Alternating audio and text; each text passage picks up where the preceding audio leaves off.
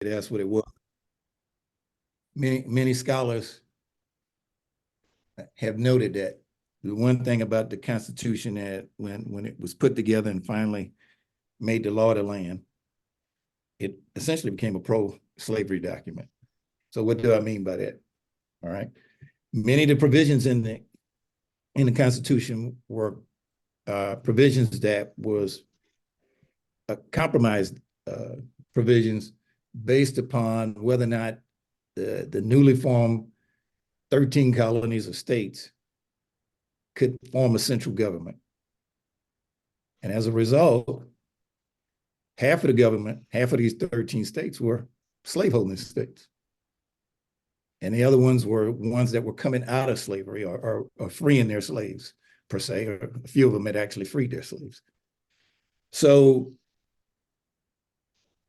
things that we take for granted now were not always for granted. All right. So, for example, we hear about what is it? The right to bear arms. I believe that's the Second Amendment. We hear the previous president talk about the Second Amendment all the time, the right to bear arms. So somebody got their speaker on. Somebody's got their. When you think about the right, when you think about the right, I'll see if I can fix it. All right, see if you can fix that, Ernie. All right. Well, why do we have such a thing as a right to bear arms? Amendment 2 in the Constitution. The right to bear arms was to ensure that slaveholders would be able to defend themselves from Native American attacks and slave revolts. That's what Amendment 2 is about. All right. When you look at the 2/3 of the Senate has to approve a treaty. Well, why do we need 2/3 of the senators to be able to approve a treaty? Well, we need that. Well, we're not we, but the so-called founding fathers needed that because a treaty became national law. And so if you did a treaty saying that we want to protect fishing rights with England. Now, in that treaty, your negotiators could actually say, the British could actually say, well, we want to do a treaty on fishing rights, but we also want to outlaw slavery. Well, the 2/3 vote ensures that the slaveholding states actually get a right to veto that treaty. We have the same thing with an amendment to the Constitution. All of these are still in place today. The 2/3 right on a 2/3 votes on a treaty, 2/3 votes on an amendment. For example, if we wanted to make an amendment to do something like Rick Wright, Captain Wright would like to do is make certain that, you know, Black folks got paid for their slavery work. That would have to be approved by 2/3 of the states in the country. All right. 2/3, particularly at the time of the Constitution, would give the southern states veto power, or the slaveholding states veto power over that, because they would never approve that. All right. 3/5 of representation of Black folks. You know, you hear the popular phrase about, you know, Black folks with 3/5 of the Constitution. Of course we were, but the 3/5 was done to prevent slaveholders by having 100% representation of their slaves without votes. The Northerners were the ones that pushed the 3/5, or the non-slaveholding states were the ones that pushed the 3/5 compromise, because the slaveholders wanted 100% representation for their slaves. Now, they didn't want the slaves to vote. The slaves had no say-so in that. But what they wanted the slaves for was representation. So the way it works right now in the American government, which a lot of folks unfortunately don't understand, is that you get House members, House of Representative members, based upon your representation, i.e. your population. So for example, take like my home state, Louisiana. I think Louisiana has 6 electoral college votes, I believe. Well, those 6 votes come from the fact that they have 4 members of the House of Representatives and 2 members of the Senate. which gives them 6 electoral college votes. Now, I may be off on how many electoral college votes Louisiana has, but that's the point of the electoral college. So what happened in the slaveholding states, they, for the most part, ran the national government for the majority of the time up until the Civil War, because they had guaranteed representation, even though the numbers, 3/5 of, say, if you had 100 slaves, 3/5 of that would be what, 66, 67. So they had representation, i.e. congressional people, that was given to them, but those folks that were representing those numbers, i.e. the African slaves, did not get a chance to vote for that, all right? They had no voting representation, all right? The idea of a census, part of the compromise with the slaveholders and the non-slaveholders was, when do we do a census? There's a reason why they came down to 10 years, because in 10 years, the slaveholders believed they could increase their population of slaves and thus increase their representation and hold on to their representation in Congress, all right? The Electoral College. There's a reason why we don't have popular vote in America, because the Electoral College was designed to make certain that slaveholders had a disproportionate representation in the American government. So thus, they could also veto who became president through the Electoral College, which is based upon the number of representatives you have in Congress. All right. So all of these type of things are things that we see playing out today, including what we just witnessed here the past week with the Supreme Court addressing whether or not the 14th Amendment was applicable with regards to insurrection. All right, and we're gonna come to that a little bit later.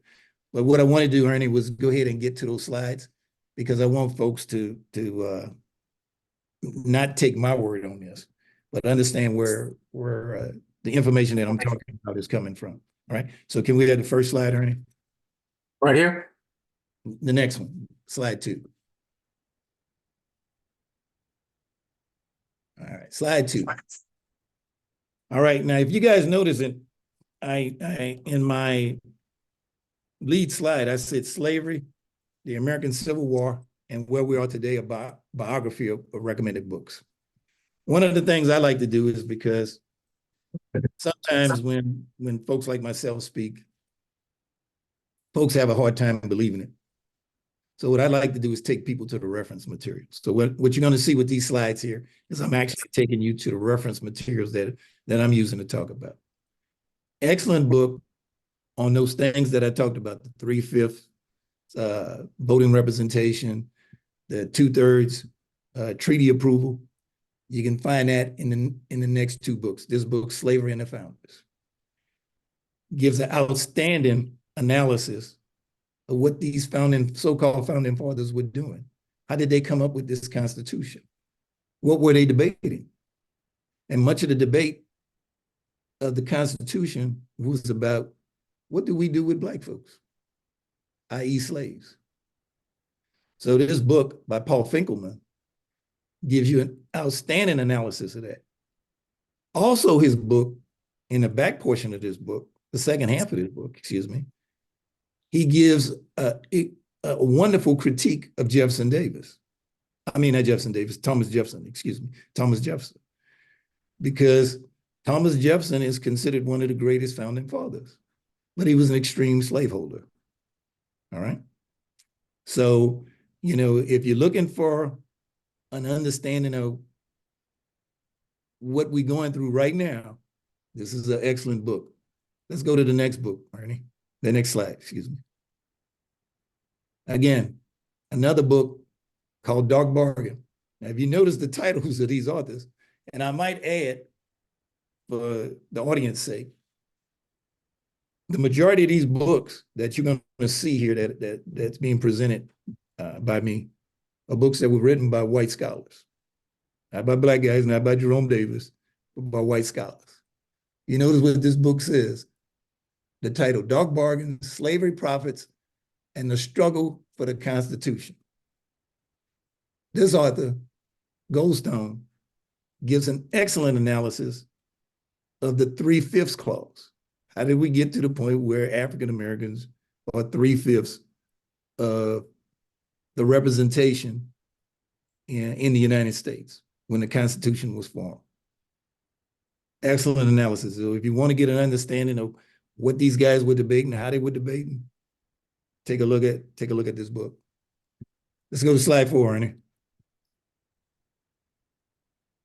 All right, now slide 4 is a little bit out of joint because I meant to have slide 4 to be slide 5, but we're getting closer to what I would call the how things begin to unravel a little bit with the Constitution and how Black folks got to the rights we got. As time went by, as the Constitution was passed and then the country was formulated and went forward, there became extreme pressure on the government, particularly brought by African Americans, to end slavery. And what I mean by African Americans, see, the problem that the United States had with slavery is that Black folks refused to accept slavery. So there was a constant push of Black folks running away from slavery.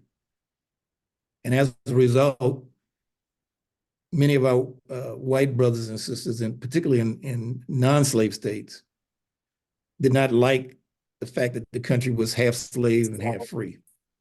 And they thought slavery was an abomination, which it was, all right, and which it still is.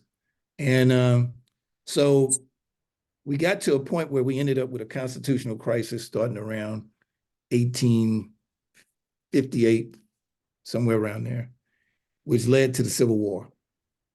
And that what led to the Civil War eventually was the founding of the Republican Party. You heard what I said, the founding of the Republican Party. And Abraham Lincoln becoming president. The Republican Party drove the South crazy because the Republican Party platform was essentially, we don't want slavery to expand beyond the boundaries that it's already in. Abraham Lincoln, when he ran for president arguing over the fact that he was against the expansion of slavery outside the boundaries that it was already in. White Southerners took that as a direct threat to their power. And so when Lincoln was elected and shortly before he got inaugurated, they decided that they wanted to go to war. They believed that they had the right in the Constitution to break away at any given time. And so they decided they would break away and form their own country. Now, this book here, Apostles of Disunion, talks about why these guys broke away from the Union. Because there's some mythology that slavery was not the cause of the Civil War. But one of the things that happened was you had these commissions that was done in southern states where they went around encouraging the other slaveholding southern states to break away and form a union. And on almost all these commissions, when they went around trying to convince the state legislatures of Louisiana and Georgia and whatnot like that to break away and form their own government, the central argument that they was making was the fact that these Northerners are trying to take away our most profitable business, i.e. slavery. So excellent book. This here book completely disputes this mythology about, the fact that slavery was about states' rights and all this other type of nonsense, all right? And this book was written, the key thing about this book, why I like this book, because the guy that wrote this book actually was raised and grew up on the Southern lost cause myth that the Civil War was not about slavery. And he was shocked to find out later on when he did more reading and research that it was the complete opposite. And he talks about that in his introduction to this book. Next book, book 5. I should have had this book before the previous book because if you see the title of this book, it says Defending Slavery, Pro-Slavery Thought in the Old South.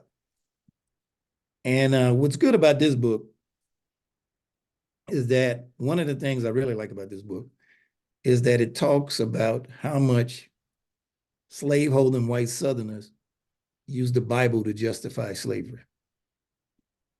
That slavery was an inherent thing, and an inherent thing for Black folks, and it was ordained by God.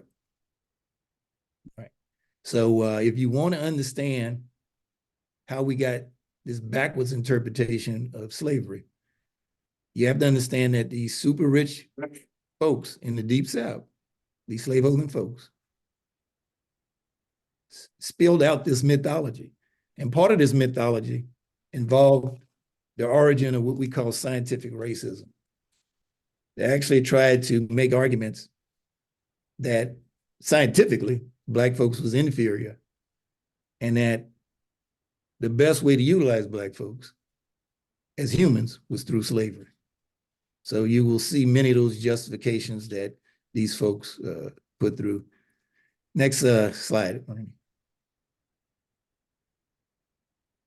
Now, I put this book in here because this book you can no longer find at the Smithsonian.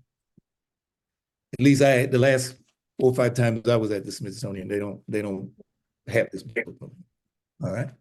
Now, this book was a little book that they used to sell at the Smithsonian. You go to any of the bookstores at the Smithsonian, and you used to get buy this book. And you see what the title of the book is? Slavery, Cause and Catalyst of the Civil War. Now, the Smithsonian used to publish this book, but what happened is, what I think happened, and I got no proof of it, but what I think happened is there were a lot of people from a political perspective kicked back on this interpretation of the Civil War. And as a result, I think the Smithsonian decided to pull the book. But they actually had it right when they were actually publishing the book, Slavery, Cause and Catalyst of the Civil War. Little book was, I think it was no more than about $10 or something like that. And I think it was only about 30, 40 pages. But an excellent little piece on why we had a Civil War. All right. Now I'm going to talk about the Civil War a little bit as we go farther here before I come into what's going on today. All right. All right, Ernie, let's go to slide 7. Now, this book here is a book on the Confederate nation. And I like this book here for one purpose. The main reason I like this book is because this book, in the back of the book, lists the Confederate Constitution. All right. And in a Confederate Constitution, when these guys talk about the fact that the Civil War was not about slavery, which is strange, in their Constitution, they made a point of putting in, I want to say, an article or an amendment. And in that article or amendment, it said, under no circumstance could you pass any law or bill of attainder outlawing Negro slavery. That's in the Confederate Constitution. You could not, if the Confederates had succeeded and won, their Constitution strictly forbade the elimination of Negro slavery. Now, if the war wasn't about slavery, why would you need to put that in there? All right. But if you want a copy of the Confederate Constitution, I recommend you check out this book, or you could probably get it online in today's world. All right. Okay, next slide, slide 8. All right, now the next few slides I put in here because it's important that we understand that Black folks were major contributors to the freeing of Black folks. When we had the Civil War, which started in 1861, ended up in 1865, 4 years, that Black folks were not just observers. Black folks were major contributors. My favorite book on the African-American participation in the Civil War is this book you're looking at right now. This is one of the books that was written by a Black author, Ben Quarles, who used to be a professor at Morgan State University, and I believe Ed Gant, who is a reenactor, would second what I'm saying. the African American participation was critical to African Americans being free in America because the North was running into manpower problems. And one of the best ways to undermine the South when the North finally decided to wake up was to recruit African Americans into the war effort and undermine the Southern so-called Confederacy. So this book captures a lot of that. All right. I would recommend this book in your library if you're a Black person. This is a book you should have in your library. Okay. Next slide. I put this book in here. This book was written by one of the premier Civil War historians in America, Jim McPherson. It's one of his smaller pieces, but what I like about it is he captured, well, what was the white troops fighting for? If you notice the title of the book, what they fought for. And initially, white Northerners were not fighting to end slavery. They were fighting to keep the South in the Union. But over time, by the time we get to 1864, the whole thought process had changed for soldiers. And they realized after taking participating in some brutal battles and whatnot, and witnessing the courage of Black troops, realized that they needed to fight for the right reason. And thus they began to realize that they had to fight this war against slavery. All right. Nice little piece if you want to know what white troops were fighting for. All right. Next piece, Ernie. Disloyalty in the Confederacy. This book was written by a white woman who was a college professor at Delta State University in Mississippi. White Southern woman. Took a lot of heat for this book because she pointed out that not all white people in the South was in agreement that they should be breaking away from the United States, forming their own country, and fighting to preserve slavery. She does a wonderful job of going through many of the Southern states, pointing out the disloyalty issues they were having in these states. Like most people, you would never hear, and I would imagine a guy like Ed, who's, as I know, is steep in the Civil War, and Rick Wright, probably didn't realize that there were riots in the South by white folks for food because they were starving in the Deep South. They were rioting against the Confederate government. She does a wonderful job of pointing that out in the book about the disloyalty. And she also points out how many folks didn't want to fight for the Confederacy and were running away, high desertion rate. All right. So great little piece. Oh, this book may be a little bit harder to find. I don't know if it's still out there, but it may be harder to find. Right. Go ahead, Ernie. Next slide. All right. This book is in line with the previous book, The White South, How Anti-Confederate Southerners Shaped the Course of the Civil War. William Freeling who's one of our more noted and esteemed historians on the Civil War, again, white author, points out in his book how many white Southerners fought for the Union. And what I like what he did, he considers African-American Southerners, and he points out that African-Americans from the South also fought for the Union. And if I recall, I believe he points out in the book that there was more people from Mississippi that fought for the Union than fought for the Confederacy, particularly if you throw in the African-Americans, all right? So just a great book on capturing the same thing that Miss Tatum captured in the previous book, all right? That there was not a whole bunch of consensus going on in the South about fighting this war. This war in the South was driven by white elites who were making their money and fortune off of slavery.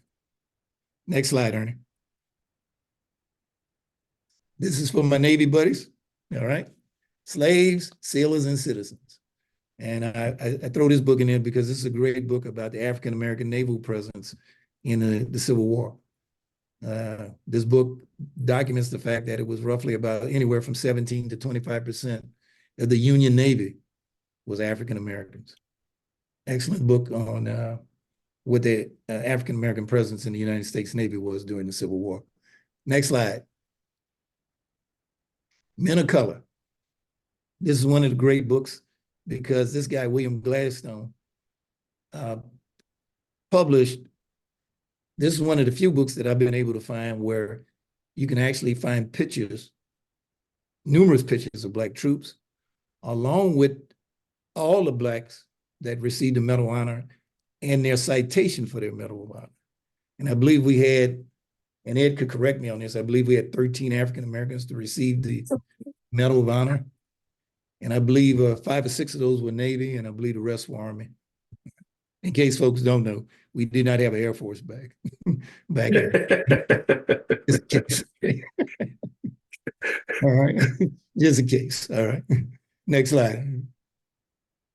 I put this book in here because this book was written by one of my mentors and great friends, Carol Gibbs, C.R. Gibbs. DC chapter members know C.R. Gibbs. And what I like about this book, he talks about what was the African-American contribution from the District of Columbia. When the war started, you could basically say DC was a southern city where slavery was pronounced. And by the time the war over, while the war was going on, DC resident African Americans became free, and then they joined the Union Army in high numbers. All right. Next slide, Ernie. All right. Now this slide here, if we could blow it up, I wanted you guys to see this slide because, see, this slide here lists the numbers of what was going on in the country at the time. At the time of the Civil War in 1861, there were roughly about 4.5 million African Americans in what we call the United States, out of a population of about 31, 32 million people. Many people would find this hard to believe, but the majority of free African Americans in America was in the South. All right, if you look at these numbers, you can see that if you see the number of free Blacks, you can see that in the Upper South, there was 183,000 free Blacks. But if you look at the number of people that was enslaved, you will see it was 1,195,000. You go to the next one, the Lower South, there was 67,000 free Blacks, with 2 million Blacks, 2.7 million Blacks that was in slavery. All right. So when the war started, there was, like I said, roughly 4 million Black folks was enslaved, and about 500,000 was free in the United States. All right. And you can see the breakdown by regions. So one of the things that I asked Ernie to do was when he sent out the message, include the slides so that folks could have this information if they would like. All right. Let's go to the next slide, Ernie. Next slide is similar. We're looking at percentage of African Americans who actually own property, north and the south. All right. And this was again before the war started, 1860. All right. Come on, slide down a little bit, Ernie, on that slide. I think there's a second page, maybe. All right. All right. Okay. And I wanted you guys to know where I'd gotten that information from on the previous slide. I'd gotten that information from Bowdoin University, and Bowdoin is in, I want to say Massachusetts or New Hampshire, someplace up there. All right. This slide here gives you the numbers of what happened during the Civil War by the numbers. To date, the most Americans ever killed in a war was in the Civil War. Think about this here. We lost 400,000 people in World War II. I believe 100,000 was killed in World War I. I mean, not 100,000. Yeah, 100,000. 100,000 was killed in World War I. 400,000 in World War II. But look how many people we lost in the Civil War. Come down a little bit, Ernie. We lost 7 million people. We lost 2% of the American population in the Civil War. Because as I point out to people, the Civil War was a race war. And those are normally the most vicious wars. All right. Let's go to the next slide, Ernie.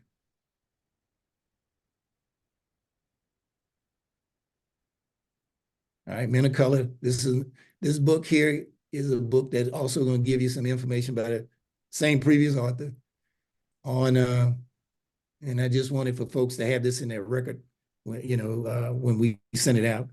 It lists, come on to the next slide, Ernie. All right, slide 20. It lists the Black troops and the Blacks that received the Medal of Honor. This book lists all the units, and then it also lists the African Americans that received the Medal of Honor, and what outfit they served with when they won it. And of course, the first African American to receive the Medal of Honor was a guy that was portrayed in the movie Glory with Denzel Washington, even though they did not use his name. He was a combination of Denzel Washington and Morgan Freeman. His name was Sergeant William Carney, and he was the first African American in American history to win the Medal of Honor. All right, and you will see that Carney's name is listed there with the 54th Massachusetts. I think it was the fourth one down on the list. All right. Okay, come on, Ernie, let's go up to slide 21. Oh, go back a second, Ernie, I'm sorry. The Navy guys, all right, just, if you look at the second half of that, there you go. You can see the Navy guys that won right there, Ernie, stop. No, go back. I just wanted for the Navy guys to see, these are the African Americans that won the Medal of Honor and the ships that they were on, all right? And if you notice, one of the guys, Clement Dees, had won his Medal of Honor, but if I recall, he never got it because he eventually deserted. All right. But yeah, you can go to the next slide, Ernie. But those were the ships that where those guys served at. And then here's some of the citations that I was talking about earlier, what they received their medals for. All right. Okay. All right. Let's go to the, there you go. Let's go to the next slide. Slide 23, Ernie. Okay, and slide 24. All right, now we're coming into the period that's going to bring us to today. All right, after the Civil War. After the Civil War, the Confederates had lost the war, and the Republican Congress decided to do some things. All right, so they had fought this war that killed 2% of the American population, destroyed the whole section of the country known as the Deep South. And so this put an end to slavery. So in order for slavery to be effective, these guys had to pass some legislation. So the first thing they did was make certain that African Americans was free. So they passed 3 amendments to the Constitution. Because remember what I said early on in my presentation, the Constitution was a pro-slavery document.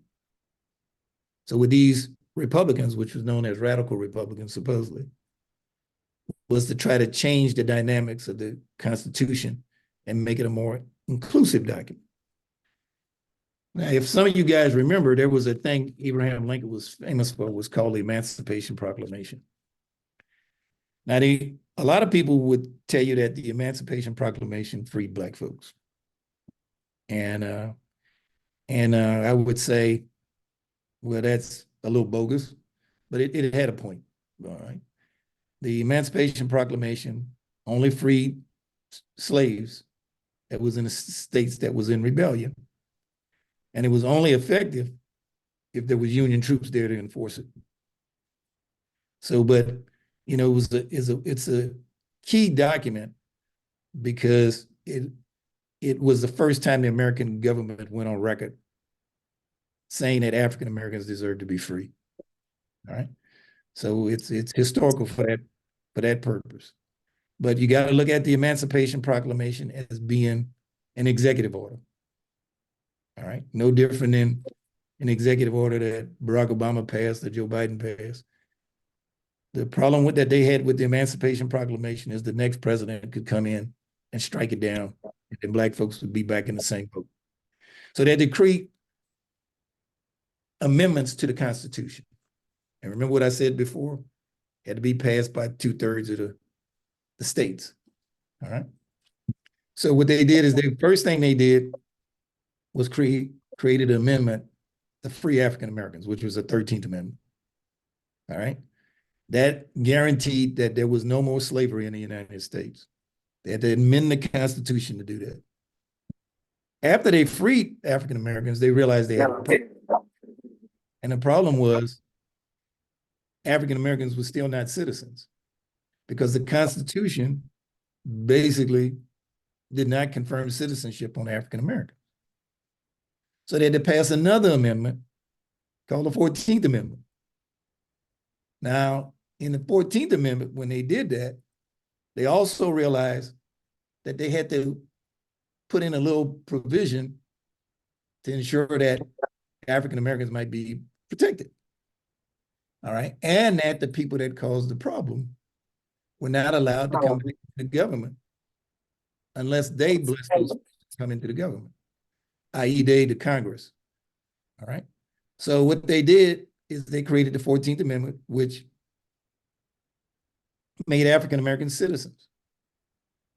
Now, just this week, the 14th Amendment was in play because Section 3 of the 14th Amendment talked about people that participated in insurrections. That anybody that participated in an insurrection or aided and abetted an insurrection was prohibited from being able to hold national office in the United States or even at the state level. Now, that discussion was just had the other day based upon what Colorado did when they made the determination that the previous president participated in an insurrection. Coming right back to the 14th Amendment from the Civil War, from the Constitution. As I stated earlier, all of this is still playing out. Now, when we watched the Supreme Court when we heard the Supreme Court discussion the other day, and Colorado was making their argument, it was surprising to me that what was minimized in the discussion was whether or not the previous president actually participated in an insurrection. Was January 6th an insurrection? And what the Supreme Court did, which they had made the decision yet, but when you listen to the questions, nobody was asking that question. Was January 6th an insurrection? Absolutely. Because if it was, then this guy is disqualified. So they got into the question, well, who can disqualify the person? They even brought up questions about, well, Colorado, why are you guys taking action? And who should take the action to disqualify him? And of course, the lawyer for Colorado said, well, that's why we're here at the Supreme Court. We're expecting you guys to make the decision. So anyway, if you look at this book here, this is a book that I would recommend every Black person have in their household. This book right here, written by W.E.B. Du Bois, Black Reconstruction in America. Because this book captures what happened after the Civil War with the Reconstruction governments. And how did we lose the rights that Black folks had that came out of the 13th and 14th Amendment. And then, of course, the 15th Amendment, which gave Black folks voting rights. Those three amendments, 13, 14, and 15, used to be known as the Negro Amendments because these amendments was passed specifically for Black folks. But guess what? When they passed these amendments, they included all other people, immigrants. When you see these immigrants now come to America, all right, the 14th Amendment is the reason why they become citizens. You know, when you look at voting rights that other groups enjoy came out of the 15th Amendment. These three amendments changed America. Okay? And we are living with these amendments today. That's why what you're watching with many of these court cases, they're either talking about the 14th or the 15th Amendment. Because these amendments are what's at play today. Now, in this book, And the next two books, I offer this book because, like I said, every Black person needs to have this book in their household. It's a big book. It's about 700-800 pages, but you will understand what happened to Black folks coming out of slavery and the violence, the violent reaction to Black folks being included as citizens. My home state, Louisiana, was a central player in the violence and Black folks losing their rights. Two critical cases that came out of Louisiana, the United States versus Khrushchev and the slaughterhouse case. There was a case involving a massacre in central Louisiana called the Colfax Massacre. All right.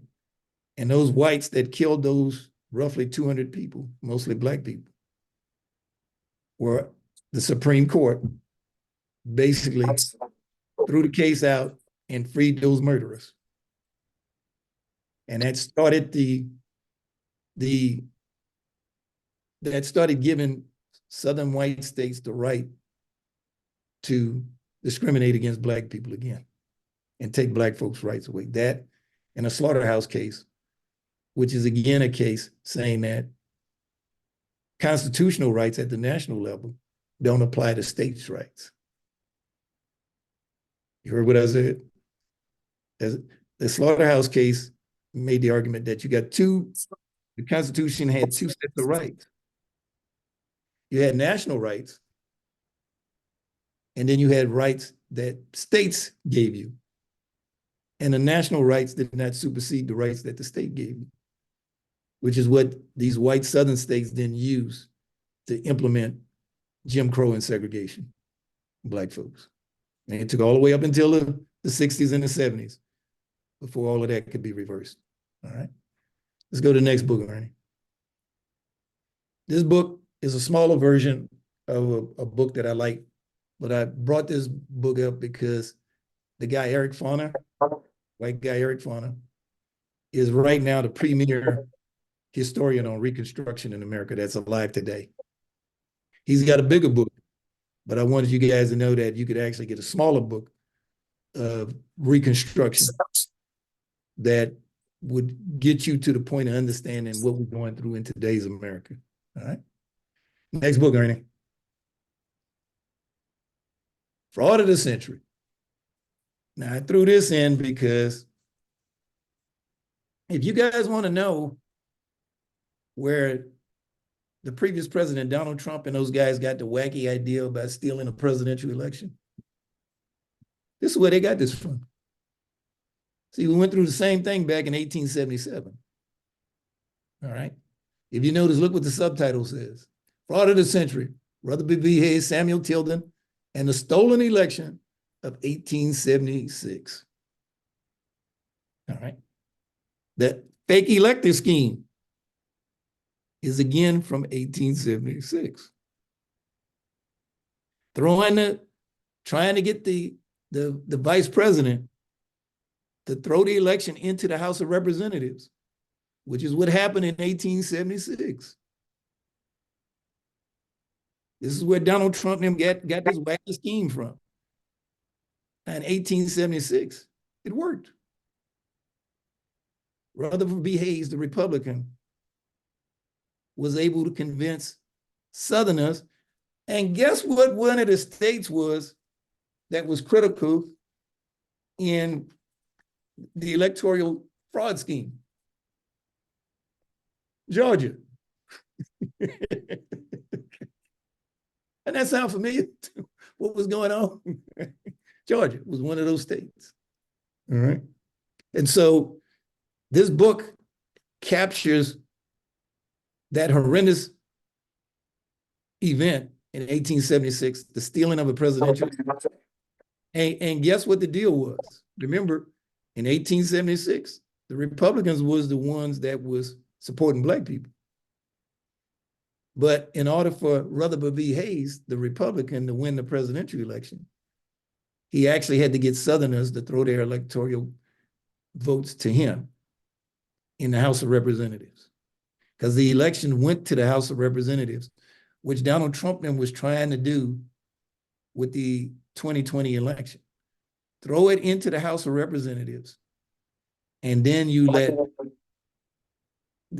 one of the rules in the Constitution is if you can't come up with a winner, then every state vote by one vote. Every state gets one vote. And what, based upon the way the states voted, is that the majority of Donald Trump would have won because there's more red states than blue states, even though the population is in the blue states. He would have won the presidency if it had gone to the Congress, to the House of Representatives. And then they would have had to vote, one vote per state, to determine who would be the president. That was the game plan, the scheme. And thank God Mike Pence didn't go along with it, or else Donald Trump would be the president right now. All right. Now, what's causing all of this? All right. Now we come into modern times. What's causing all of this? Next book, Ernie. White Rage. All right. This book is written by a sister that teaches at Emory University, Carol Anderson, one of the premier historians in America.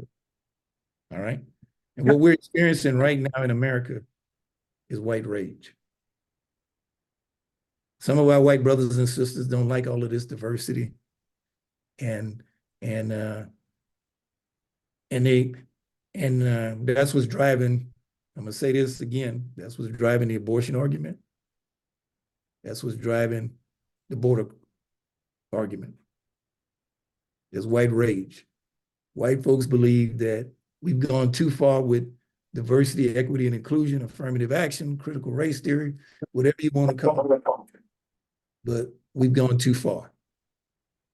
And as a result, there's a kickback, just like it was in 1876. Whenever there's progress by African Americans in this country, there's always a reaction and a kickback. And that's what we're going through right now. As I keep telling folks, what's going on right now in America is about race. It ain't about the economy. It ain't about immigration. It ain't about drugs. It's about race. Because that's what you got right now going on. There's a reason why the overwhelming majority of white Americans support Donald Trump. Point this out. Donald Trump, if I recall, based upon the Pew study, got 60% of the white vote in the last election. I'm gonna say this again, if I hadn't said it to you. The majority of white Americans have not voted for a Democrat to be president since Lyndon Johnson. When you hear all these white folks claiming they voted for Barack Obama and whatnot, that's an outright lie. But Barack Obama never got the majority of the white vote in both his elections. And Joe Biden only got 40% of the white vote.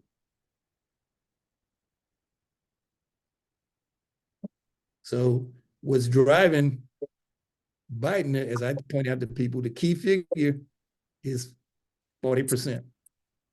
If you can get African Americans to vote somewhere between 88 and 90% for you, get about 65% of Hispanic vote, 65% of Asian vote, and get 40% of the white vote, you could be president as a Democrat. Now, I want to back up a little bit because you heard me say earlier that the party that was the party of advancement for Black people was the Republican Party. So when did that change? That started changing in World War II when Franklin Roosevelt became president.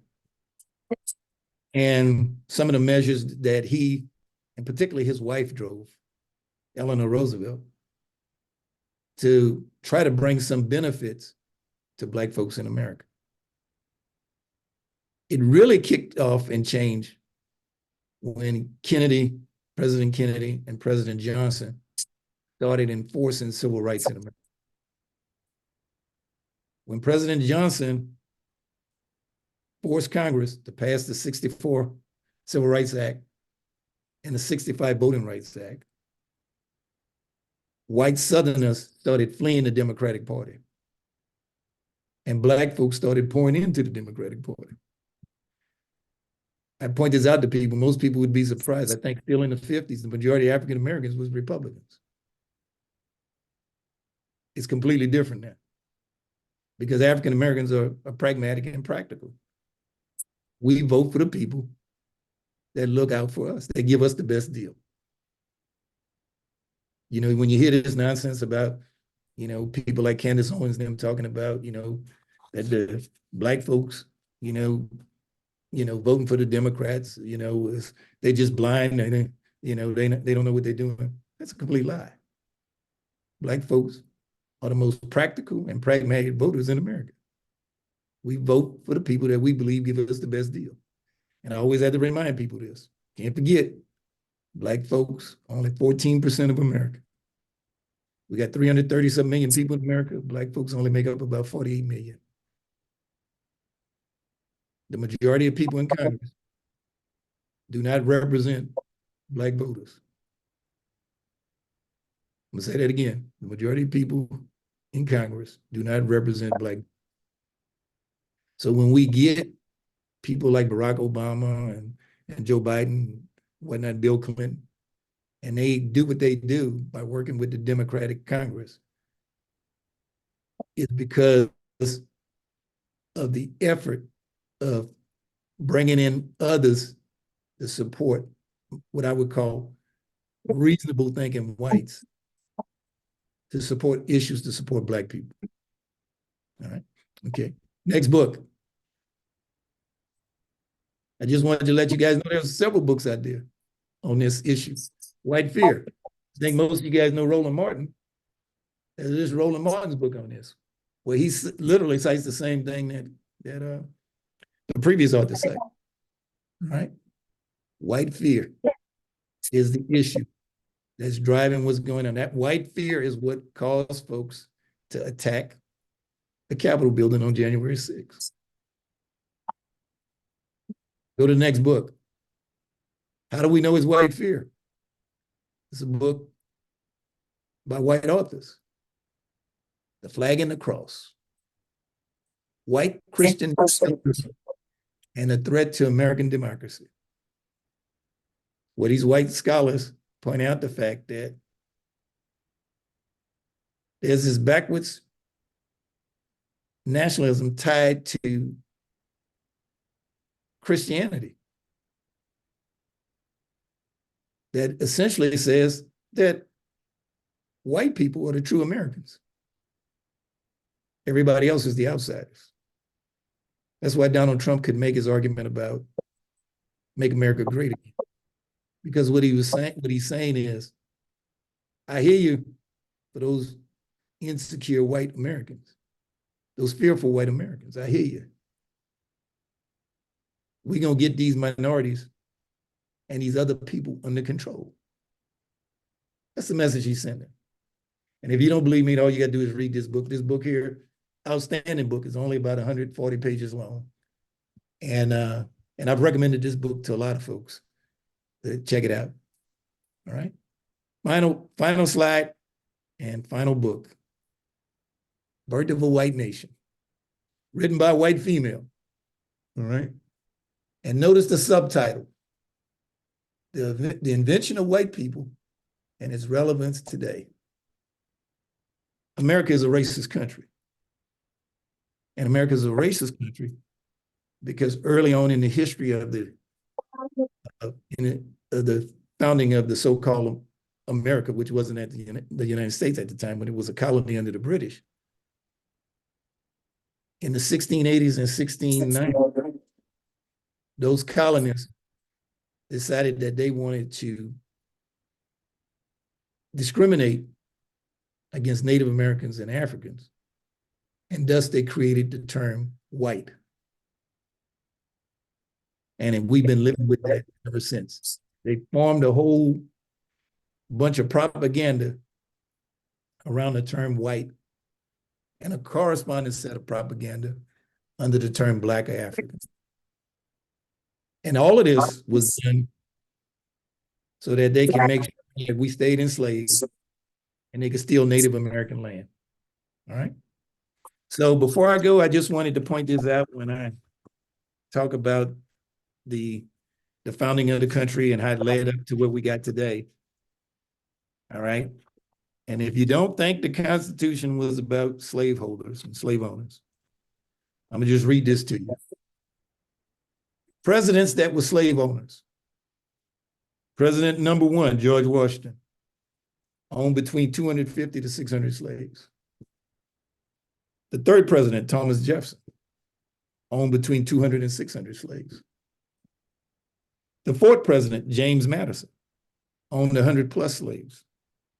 The fifth president, James Monroe, owned 75 slaves. The seventh president, Andrew Jackson, owned 200 slaves. The eighth president, Martin Van Buren, owned one, and fortunately he freed the one. William Harrison, the ninth president, owned 11 slaves. John Tyler, the 10th president, owned 29 slaves. James Polk, the 11th president, owned 56 slaves. The 12th president, Zachary Taylor, who was actually, I believe, connected to Louisiana, owned 300 slaves. The 17th president, the president after Abraham Lincoln, Andrew Johnson, owned 9 slaves. And the last president to own a slave, he owned one he inherited from his dad. And he freed him as soon as he received him. I think he freed him on the same day, was Ulysses S. Grant. All right. Now, when you put that in line with, now I didn't talk about how many of the speakers of the houses or the Senate pro tems or whatnot owned slaves, because prior to the Civil War, Southerners dominated the national government. And when they saw that they were losing control of the national government, they decided to strike out and form their own country and break the pack and create a slaveocracy. All right. Now, eventually, the Southerners got back into power because when Reconstruction collapsed after the 1876 election, they then began to institute their propaganda, say that the Civil War was about states' rights and that there was a lost cause, that they fought for they were honorable people that fought for a good cause. And then they began to retake over much of the national narrative. So by the time we get to the early 1900s, we naming streets after Confederate guys. We naming bases after Confederate guys. We naming ships after Confederate guys. And all of that, we're now beginning to unravel in today's world. Final point before I close, and then take some questions, is please don't forget that African Americans are the ones that brought democracy to America. Can't ever forget that. We the ones that put the pressure on the system to make them live up to their professed ideals. And I also have to make this comment, and people were shocked when I make it. I pointed it out on a radio interview I did in New Orleans a couple of years ago. We've only had about 60 years of democracy in America. All the democracy we've had in America has been in my lifetime. And I'm 67 years old. 64 Civil Rights Act was done in 64. I was alive, I was a kid. The integration of the schools in New Orleans. I was a kid, I was alive. The person that integrated the schools in New Orleans is only 2-3 years older than me. All of this, what we call democracy, is relatively new to America. The idea of Black folks being able to basically do mostly what they want to do is new to America. My mom, grandmother, dad, half of their life, they didn't have these rights. They didn't have this democracy. So we just have to remember that. What we're seeing today is a continuation of what happened with the foundation of this country. And it's African Americans that have been in the forefront of changing America and making America what it is today. All right, I want to thank everyone for listening to what I put out. Hopefully folks got something from it. And I'm prepared to take any questions anybody has. And before we take questions, Jerome, I have to give you this disclaimer. So the Veterans Roundup is from 1800 Eastern to 1900 for 1 hour. We are now over that 1 hour. I want to thank you if you have to go, but I'm sure there are a lot of questions and discussion items. So if you want to stay, we're going to stay as long as you want to stay, and as long as Jerome can stay. So with that being said, I'll open the floor to questions. Comments, recommendations. Hey, Jerome, Captain Davis. Yes. The Roundup, didn't Hayes promise that he would get all the Union soldiers out of the South? Was that part of the compromise? Yeah, that was the compromise. The that was the compromise key one that he told, yeah, if y'all put me in, yeah, all the soldiers will have to leave the South. Okay. and that's why he was able to get the Southerners to vote for him to be the president. Yeah. To the House. And the thing is, and that's how he became president. And even though those Southerners were Democrats, and Samuel Tilden was the Democrat candidate, they voted against the Democrat because of the promise that Rutherford B. Hayes made. And the other thing that happened that was critical was the fact is that Samuel Tilden did not dispute the election. That's been a mystery why he never disputed the election. Okay. Davis, you're a great historian. What's your projections on the future here? What's going to happen in America? Rick, if I knew that. I mean, it's gloom. I mean, it's everything. Like I said again, my whole thing is every considerable thing that can be done to wipe a people out has been done to us. Period. And it's still to this very night as we have this wonderful, Veterans Rep NNOA meeting tonight, and your incredible cognitive ability of laying out, the books and what has been written. But right now, we're in trouble in this country. The key thing that I'm concerned about is every time the United States gets in trouble, this whole country, who basically pulls them out of the fire? No, well, Rick, you just have to remember there's always a yearning and an urging in America, based upon American history, to want to get back to the good old days, i.e., white folks on top, everybody else on the bottom. All right. Now, the thing is that I think those days are past us because there's more enlightened white folks in America now. All right. And the thing is that, but there's still going to be a strain because until the enlightened people beat down these forces and the forces understand that they're not going to win, that you're going to have this strain. In line with your question, folks ask me, Jerome, what's going on right now? And I tell folks, there's one phenomenon in history that's always unique to world history, not just in America, but the world history. Every now and then in history, and particularly in civilizations, at some point, you get a rise of what I call the dummies. You get a revolt of the dummies. All right. The dummies rise up and say, we resent smart people. They can't tell us what to do.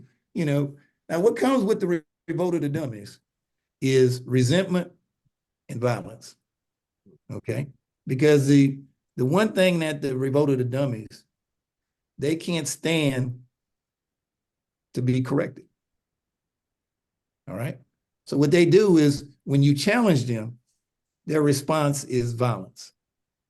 So, the last big revolt of the dummies we had in human history that impacted most people on planet Earth was when Adolf Hitler, a guy that barely had a junior college degree of that, took over the most educated country on the planet, Germany. And by the time he got done in about 16 years, he had completely destroyed the country. All right. See, that's what folks like me are concerned about with America. See, we got a rise of the dummies that don't like the fact that smart people are telling them what to do. Now, in order for the rise of the dummies to be successful, You have to have a bunch of smart people that are cowards. See, right now, that's what we got going on in America, in our political. We got political people that are smart, but they're cowards. So they're fearful of these dummies because the dummies are always threatening things. All right. And we see that with the guy that's rerunning for president, what he does with his crowd. They call people up, they threaten them, they intimidate. You saw him do that with the judge in New York, had the people calling the judge and whatnot, and threatening the judge and his family and whatnot. See, that's what they do. But they only succeed if the smart people are cowards. So right now we got on the, and I can just talk about it on party, no offense to anybody that's Republican or whatnot. I can, when you look at the leadership of the Republican Party, it's loaded with cowards. Lindsey Graham, the Ted Cruz, all these guys are cowards. Even Nikki Haley, she's a coward. All right, because they won't call a guy out. You see, the only people that got guts now are people like Mitt Romney and Liz Cheney and whatnot like that. That's the people with the courage and the guts to say, hey, these people crazy. All right. But the thing is, the majority of them are cowards. One of the biggest cowards is the guy from Louisiana that's running the Speaker of the House, Johnson. Let me interject one thing, and I'll just say this real quick. The dummies don't realize that's not a winning formula. I mean, they could be looking for foxholes that they haven't dug. It could be the worst one trying to. Well, Rick, that's why they dummies. You see, the thing is that dummies don't realize that. You see, the thing is that, let's think about the verbiage that the dummies use. Well, we're gonna have a civil war. All right. Now, the problem with the dummies is that they really believe killing only go one way. You see, they believe they can kill people, but they don't get killed, or their families don't get killed. You see, that's what the dummies make the assumption that we can do all of the violence and everybody else has to take it. We witnessed that to some extent with the Civil War. The thing is that idea that, hey man, you're gonna create this violence, you're gonna attack Fort Sumter. Let me ask you another question. I'm through. If President Trump is reelected, I repeat that again, will America succeed? No, it's my answer. Okay. Well, let me say this here, Rick. I don't know if Trump's going to be elected. I just raised it. I mean, right now. Yeah. No. Let me finish my point. Okay, but I'm through now. I won't say anything else today. I'll just leave it at that. This case that was before the Supreme Court, the Colorado case this week, I was amazed at the Supreme Court justices because, and this is I think the advantage that those of us that grew up in, maybe in the hood, understand. All right. Now, for the life of me, I don't know what make these Supreme Court justices think that they can sit there and make a decision on Trump that don't disqualify him, with the belief that if Trump became president, if the guy was prepared to sack the Capitol and kill congressional people, the vice president, what make them think he won't attack the Supreme Court and kill him? That's what I don't get with them. This, like I said, this should be a no-brainer. Hey man, you out of here. You dangerous. You out of here. But what they doing is they playing with fire because they got no guts. All right. And the thing is that, and that's the problem that we got right now. We got a bunch of political people with no guts, and they're allowing this to fester. And in the end, these things never end up being good for a country or a society or a civilization. Because the ignorant and the dummies do the ignorant and the dummy things. And you can't reason with them.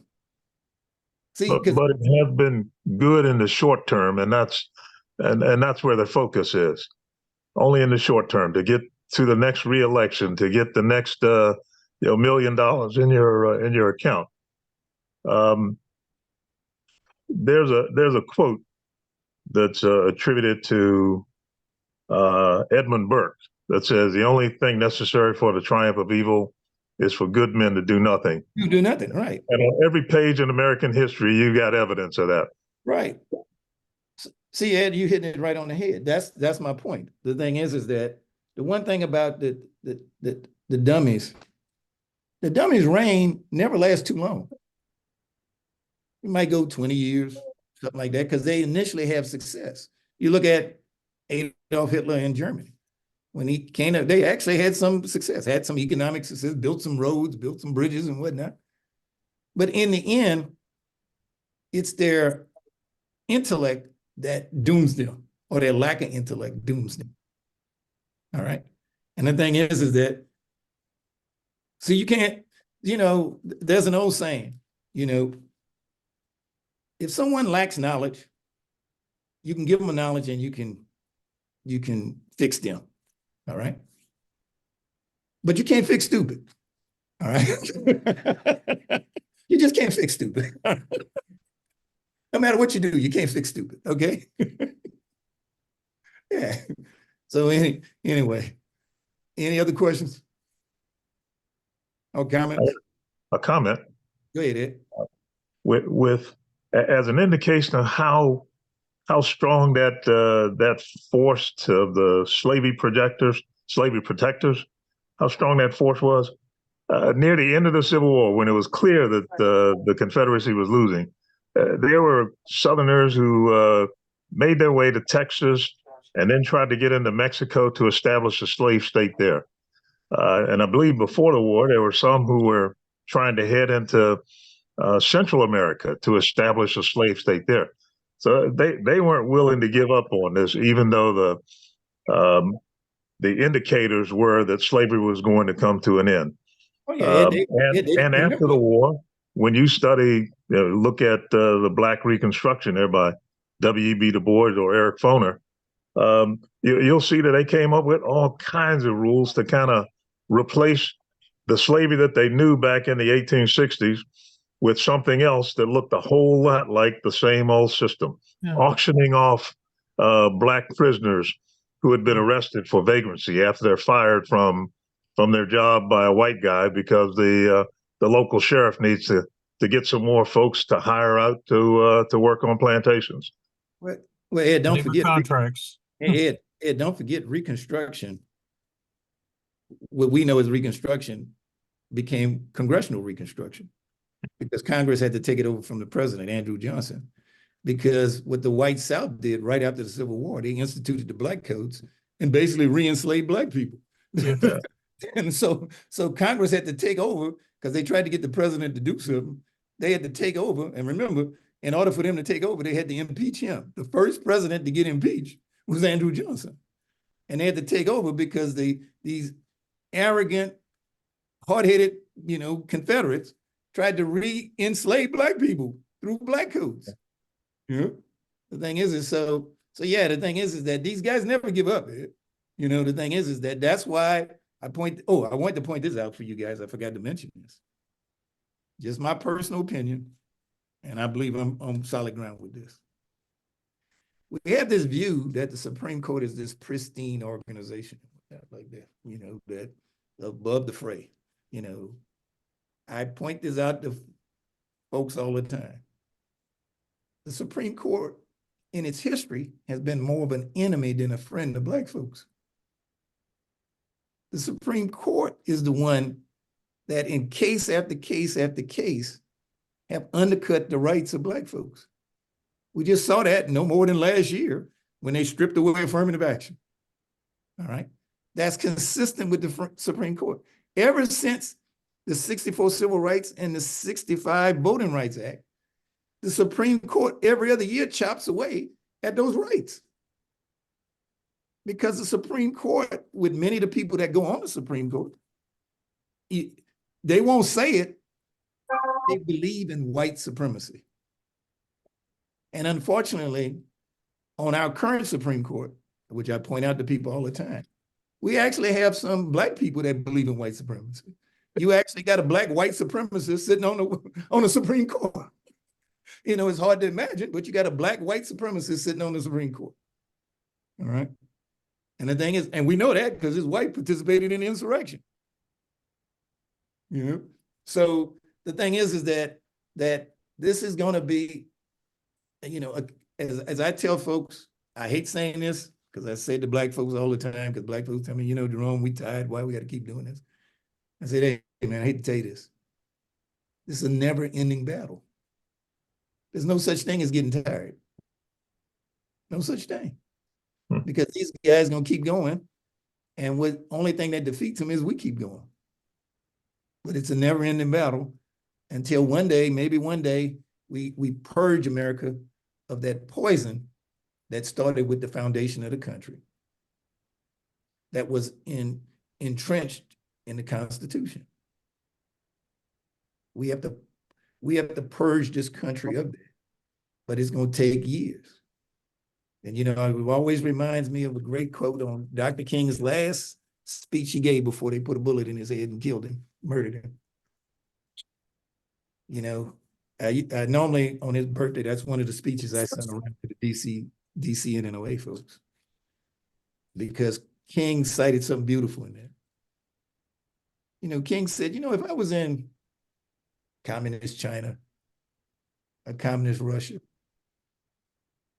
I wouldn't have a problem, because over there, they didn't put it on paper.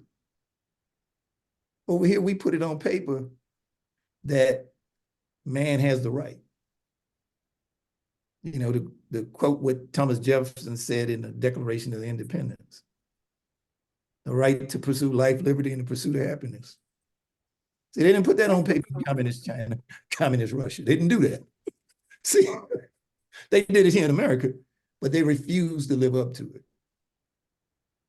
And that's what we do. Our mission as Black folks in America, and that's been the mission of Black folks, is to make America live up to what they put on paper. And that's why we got rights in America today, because over those centuries, Black folks kept fighting, kept pecking away, kept losing lives to make certain that those of us that are living today are able to have the advantages that they didn't have. Like I said, my mom, grandmother, and them, half their life, they didn't have these rights. They were adults when we got rights. They already had kids. You know, my grandmother, when we got rights, God rest her soul, she was in her 40s and whatnot when we got rights. All right. So we've come a long way as a people in this country. You know, we have made America what it is. And that's what scares the people. Think about this here. A population with 13, 14% was able to select the president. Can you imagine how scary that is? Mm-hmm. Can you imagine if Black folks was 40% of America? What we would do? We elected a president with 14% of the population. That's why you had that strong reaction. The reason why you got Trump is because of Barack. That reaction scared people. How do these people pull this off? 14% of the population getting a president. You know, there's no other ethnic group has even come close to that. And think about what we got now. 14% got a vice president, first female. And if something happens to, which we don't, but if something happened to the current guy, look what you got. And that's what scares everybody. And that's what scares everybody. Yeah. And that's what scares everybody. All right. Well, so, as I promised in the letter, it was going to be an interesting discussion, and it sure has. So I want to thank you again, Jerome, for coming in and talking to us. You gave us some tools to kind of look at and review. We appreciate that. Well, Ernie, I wanted to say, Ernie, that we got my favorite Nissan. All right. And that's just between me and her, because the other ones might get mad. But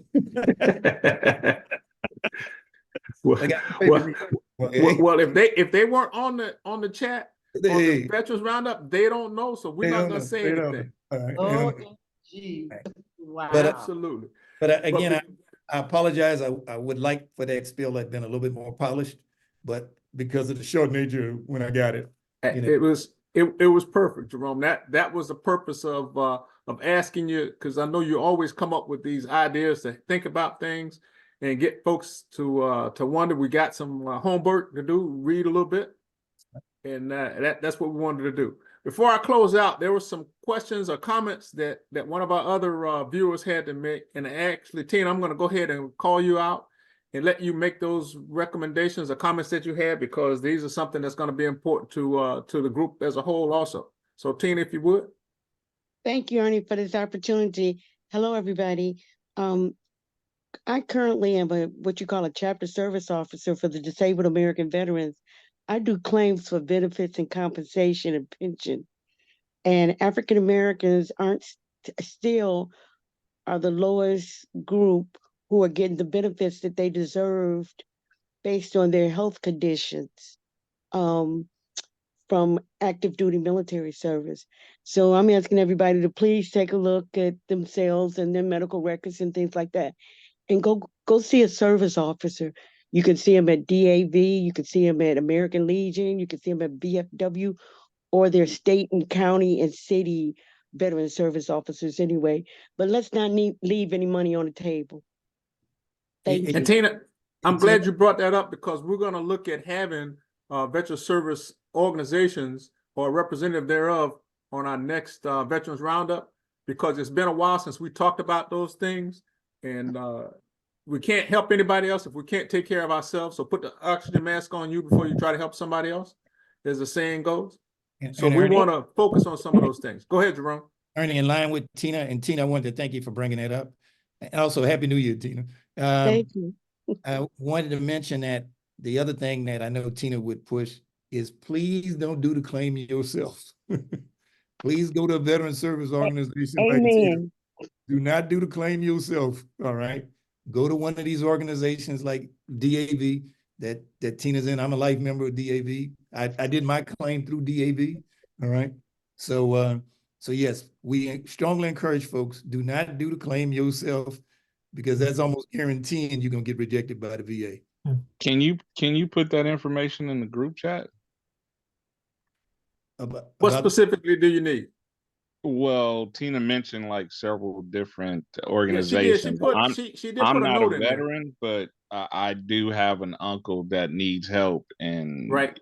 I don't have the information to get him the help he needs. So Okay, I will give it to Ernie, but in the meantime, take a look at my AARP statement.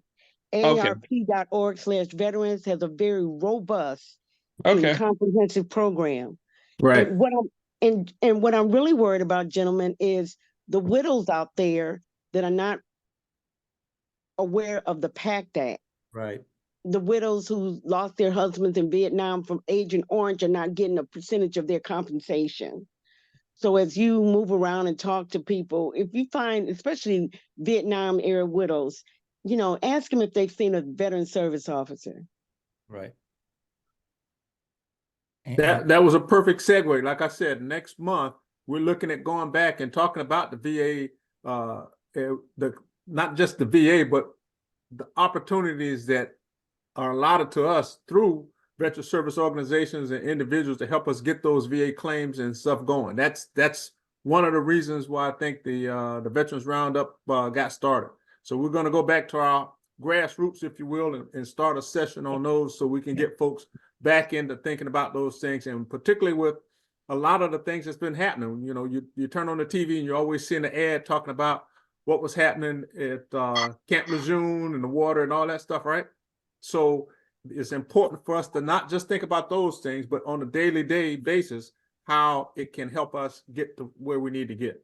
So thank you again. I really appreciate those points. And that's going to be our focus for the next couple of roundups is taking care of ourselves, making sure that we're getting what we deserve. We've earned, I should say, not necessarily we've earned as veterans. Hey, Ernie, If there, go Ernie, ahead, don't Jerome. forget, You I gonna say just want to something? mention to folks that when Ernie sent out his message, it included the slides. So if you didn't need to write down the name of those books, you could just go to those slides, and if you're interested in any of those books, you can just print it out and Great. then order it on Amazon or wherever. Okay. Great. Captain Davis, before the Zoom, I was watching the gospel and the Black church on PBS. I was streaming. And Okay. thank you for bringing me back to church. Again, I want to thank Jerome for taking the time to talk to us.